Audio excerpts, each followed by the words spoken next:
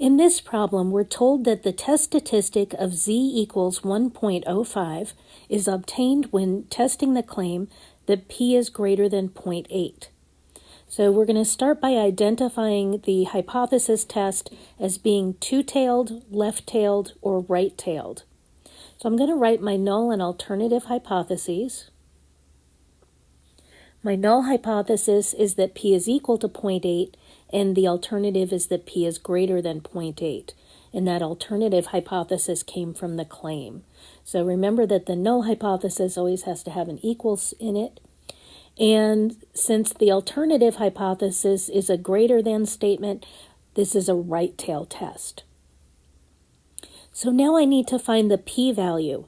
We're going to use the test statistic to find that, and I'm going to draw my normal distribution to illustrate what's going on here. So I've got my normal distribution, and I mark my test statistic 1.05 on the horizontal axis. The p-value is the area past the test statistic into the tail.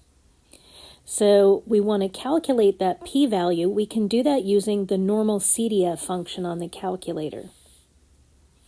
So I'm going to put in normal CDF, 1.05 for the left boundary. The right boundary or the upper boundary is 1e99, that's for positive infinity. And then the mean is 0, standard deviation is 1, and that gives me a p-value of 0.147 when we round to 3 decimal places. So how do I conclude this test then? I'm going to compare the p-value 0.147 to the value of alpha, which is 0.10, and our p-value is greater than alpha.